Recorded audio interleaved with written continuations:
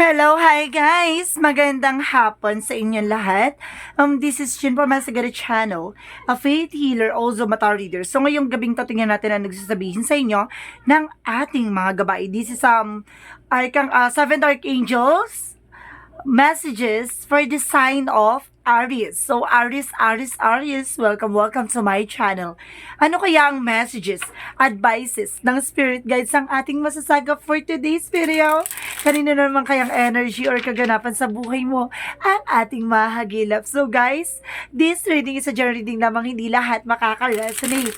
Kunin lamang po makaka-relate sa inyo and comment down below kung kaninong energy ang ating nasagap.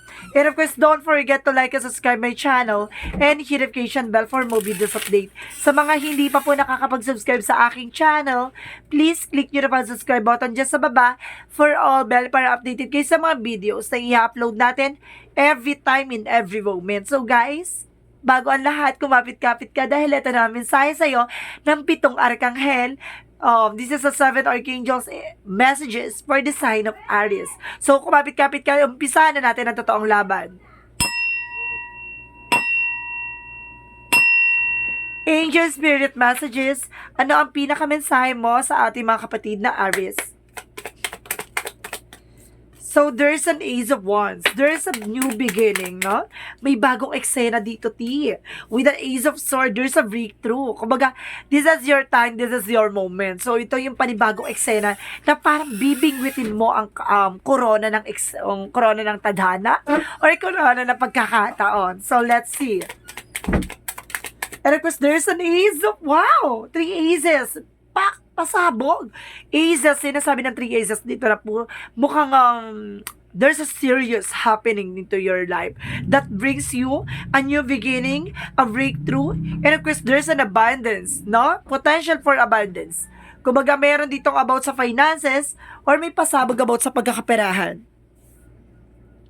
So, let's see what is the Ace of Pentacles. And of course, there is a 3 of Wands, waiting for a result or waiting for a shift. At the same time, there is a Wheel of Fortune. Talagang may tadhanang nakalaan, T. The Wheel of Fortune is here. Sinasabi dito na the destiny is turning into your favor. My goodness. And the Devil. O, see? Meron ditong there is a good karma and bad karma or something. Mayroong magandang blessing na parating pero there's a devil. May gumagawa sa iyo ng hindi maganda dito, no? Kumaga, this is a powerful eksena, no? Pagdating dito, T, 'di ba? Kumbaga may gustong humadlang. And of course, there is a King of Cups. There's a devoted and supportive person. Kumbaga, itong tao na to maaaring pinapangalagaan ka, no? At the same time, there's a Knight of Wands. Kumbaga, there's a final push or there's a near to the success, no? May mga bagay na kailangan mo lang gawin, no? Kumbaga, nandun ka na sa spotlight, eh. So, do it, no? And of course, do it, seriously, and of course, gawin mo yan ng karapat-dapat. And of course, the Page of Pentacles, there's a manifestation, no? There's a big money coming in for you, pero kailangan mong tutukan, kasi mamamanifest may at the end of the time. What is the 3 of Wands? There is 7 of Swords. Kumbaga, there is a cheating lying on you, no? Kumbaga, sinasabi sa'yo dito na antayin mo lang, no? Malalaman mo rin ang katotohanan sa likod ng kasinungalingan. So, what is the Wheel of Fortune? The Wheel of Fortune represents the 3 of Cups. There's a celebration for a blessing. Pasabog. So, what is the Death card? The Death card represents the 3 of Swords. Sabi na di ba? May naiinggit sa'yo, no? May something na nagagalit or naiinggit dito, no? Kumbaga, nagre-reflect lang sa kanya yung ginagawa niya at the same time. There's a 333. Sinasabi dito, there's an angel's numbered by the 333. What is the Ace of Wands? What is the Ace of Wands? The Ace of Wands represents the Queen of Wands and of course the 10 of Wands. There is a burden. And of course, sinasabi sa'yo dito, kailangan confident ka, no? You have a confidence sa ginagawa mo. At the same time, confident ka dapat sa, kumbaga, gusto mong i-manifest. Dapat confident ka dyan. There is a new beginning coming in for you. Kaya kailangan alisin mo yung takot at pangamba mo. And of course, there's a Seven of Cups. There's a lot of options, no? Or opportunities. Or sinasabi dito, there's an illusions or confusion. So, kumbaga, nandun ka na sa way na yun eh. Nandun ka na sa time na yun. So, wag mong hayaan magulo yung isip mo at yung eksena mo. So, what is the Ace of Pentacles and the Page of Pentacles? Okay, there's a Knight of Cups. There's an offer. Offer that brings you a manifestation and a potential for abundance. Kumbaga, ito yung makukuha mo, itong offer na to is your time. No? What is your Three of Wands and of course the Seven of Swords? Antayin mo lang kasi malalaman mo katotohanan sa likod ng kasinungalingan. And of course, there's a Five of Swords. No? Kumbaga, magkakaroon ng fair fight, pero kailangan mong maging aware, no? Maging aware para hindi ka magkaroon ng self-sabotage. What is the Wheel of Fortune of the Three of Cups? There is an Eight of Pentacles. Focus sa trabaho, negosyo, hanap buhay mo.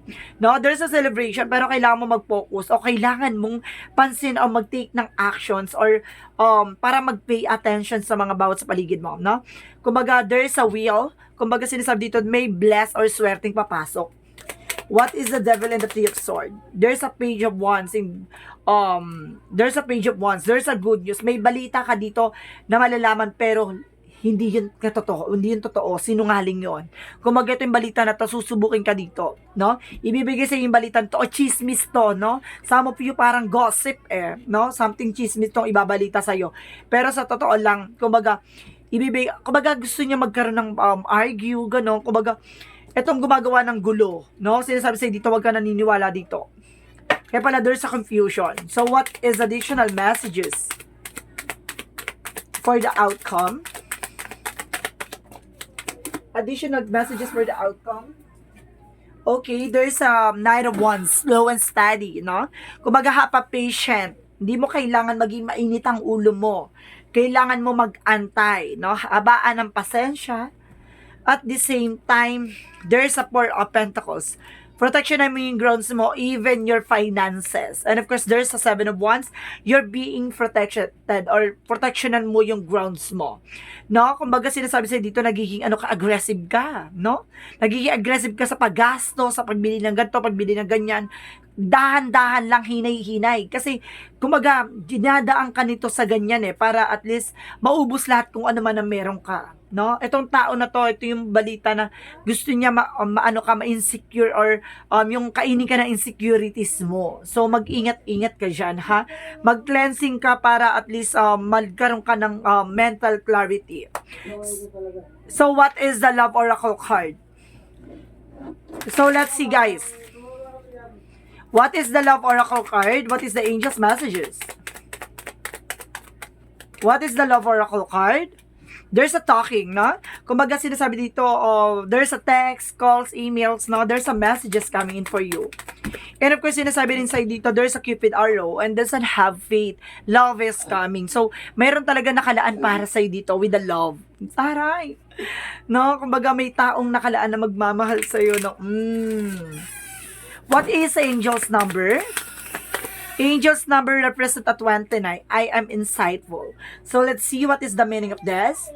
You are highly intuitive and creative. Your mind thinks in the pictures and you seem to draw information and ideas from out of the sky. A powerful drive to know the oneness of all things. So, ibig sabihin, parang may pasilip dito, no? Nakikita mo na no? Na may masamang intention sa sayo or may something siya against sayo, no? Or inggit or insecurities or something na kailangan mo maging aware, no? Kapag sinasabi sa'yo dito na dadaling ka niyan sa hindi magandang kahihinatnan mo or may mga magandang kalalagyan mo. Sinasabi sa'yo dito na kapag ganyan na yung taong alam mong kumukuha ng information, naninira lang, dead maka. At the same time, mag-cleansing ka, ha? Kasi there's an evil eye na, kumbaga kapag kinakain ng inggit, no? Nagkakaroon sila ng talking curse. Yung by verbal, no? There's a verbal curse talagang ginagawa nila. So, it means kailangan mo mag-cleansing para at least nawawash out lahat ng mga negativities. Even yung blockages na gusto nilang gawin sa'yo, mawawash out yan. So, what is the angel's messages? So let's see. What is angel's messages? So what is the romance angels? Let's see, what is the romance angels? Spirit guides, please tell what is the romance angels? Okay, there's a 3 cards now with a pick. So let's see what is that. There is a flirt, no? Some of you ha, kung may mga kung wala pang asawa, wala pang jowa, or wala pang ano, or something, kailangan mong humarot. Charis. Pero there's a flirt na, or may humaharot sa'yo. And of course, let go of control issues, no? Kumaga, hayaan mo lang siyang dumaloy, ti. Kung may mga inggit na ganyan, dead ka lang, pero kailangan mo proteksyonan yung sarili mo. Let go of control issues. No? Kung hindi mo kontrolado yung mga ganyang issues, ti, dead ma. At the same time, there is a pay attention to red flag. O, sibe, I told you, kapag may red flag na, kumbaga kailangan, kumbaga there's a signs or synchronicity sa hihatid sa'yo ng angel spirit, maging aware, ha? Kapag ganun ng red flag or something na there's a caution or warning, kumbaga, mag-pay attention, kumilos na para hindi matuloy yung eksena na yon. So, what is the energy? So, energy is action. So, kailangan mo nag-take an action. At the same time, there's a thinking woman, no? May babae dito tinitignan ka, tinitignan ka, nag-iisip tungkol sa'yo, no? At the same time, there's a door to spirit, no? May pintuan talaga na nakalaan para sa'yo dito. For God, or for universe, rather. Parang bukas ang pintuan ng Panginoon para sa'yo. So, sinasabi na yan. So, let's see what is additional messages. So, there is a envy, no? Yung egos, no? There's a challenges, pero there's a different, no? Magkakaiba tayo ng challenges, pero sinasabi dito, sa lahat ng mga bagay-bagay o sa lahat ng mga tao sa paligid mo, magkakaiba kayo ng challenges, no? Sinasabi sa'yo dito, huwag ka mag-emote. Maaring ganyan yung problema mo, pero mas matindi pa sa iba, diba? Ang kailangan mo solusyonan. Kung may problema kang pinagdadaanan, there's a denial, no? Oo, nandun na tayo, no? Na ina-acknowledge mo yung fear, no? Sinasabi sa'yo dito, at palitan mo yan ng awareness. At the same time, there's a courage. Hanapin mo yung, harapin mo yung takot mo. So, what is angels na messages? Angels messages represent a sign. So, there's a God energy for illumination. May pagbabago. And there's a lady mantle for healing. Magkakaroon ka daw ng healing dito at the same time. And of course, there's a purple, third eye, clairvoyance. See, I told you, there's an insight, di ba? Parang nararamdaman mo na there's something wrong or something doing black magic on me. Ganun, parang nagkakaroon ka na ng gut feeling, vibrations or illusions or something, intuitions, ganon. Kumbaga, what is the Montology? Show the world the real you. Ipakita mo sa mundo or sa paligid mo kung sino ka talaga, diba? Kung ano yung kakayanan mo. And the end of the cycle approaches. No? Mga bagay na ganyan, tinatapos na yan. No? What is Archangel Michael messages? And of course, sinasabi dito, romance angels are helping you. So, ibig sabihin, tinutulungan ka na ating Archangel Michael to help you for couple or something na may relasyon. Na pagdating sa relasyon, tinutulungan ka raw na ating angel spirit. And of course, the person that you're asking is about trustworthy. Ibig sabihin, yung taong pinakausap mo ay yung taong pagkakatiwalaan mo. No, it's a powerful eksena dyan na trust your person, you asking, no? What is the chakra? There's a destiny. There's a wheel of fortune. So, there's a destiny to happen.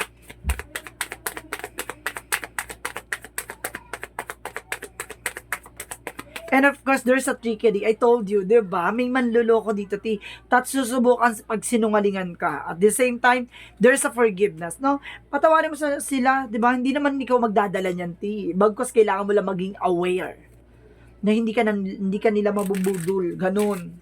So, what is additional messages? And there's a sensitivity. So, kailangan maging sensitive ka, lalo-lalo na sa mga bagay-bagay. No, kung alam mong serious na, be sensitive. At the same time, school. No? Marami ka matututunan dyan sa mga nangyayari sa paligid mo. Parang lectures or notes, something na makakatulong sa'yo. So, what is the Jesus loving quotes? Be not afraid, only believe. See? Huwag kang matakot, eh. Huwag kang matakot.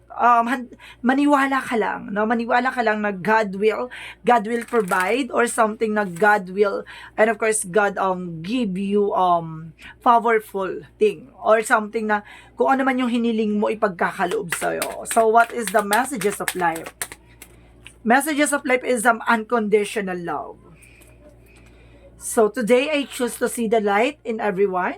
I seek the divine in each being, and I accept others as they are. I bring compassion to all my brother and sisters.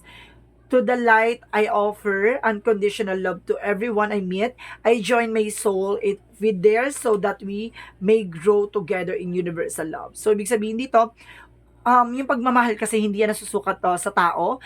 Marami din tayong uri ng pagmamahal. Meron tayong minamahal natin sa bagay, sa hayop. Kumbaga, hindi yan makikita by words, no? By actions and by love talaga, by emotions. So, sinasabi sa'yo dito na, wag mo, parang ganun siya eh. Parang sinasabi sa'yo ni God dito na, wag kang matakot, maniwala ka lang, 'di ba? Maniwala ka lang na kaya mo, at maniwala ka lang na ipagkakaloob sa'yo, at ilalayo ka sa mga taong hindi makakabuti sa'yo. So, this is 7th Archangel's messages for the sign of Aries. This reading is a general reading lamang, hindi lahat makaka-resonate. Kunin lamang po makaka-relate sa inyo, and comment down below kung kaninong energy ang ating nasagap. Maraming salamat guys, and don't forget, comment down below your full name, birthday, and of course location nyo kung asan man kayo ngayon, para sa susunod natin ng reading, buhay or kwento mo na ang masagap natin. Maraming salamat guys, and see you in the next video. Bye bye and babush!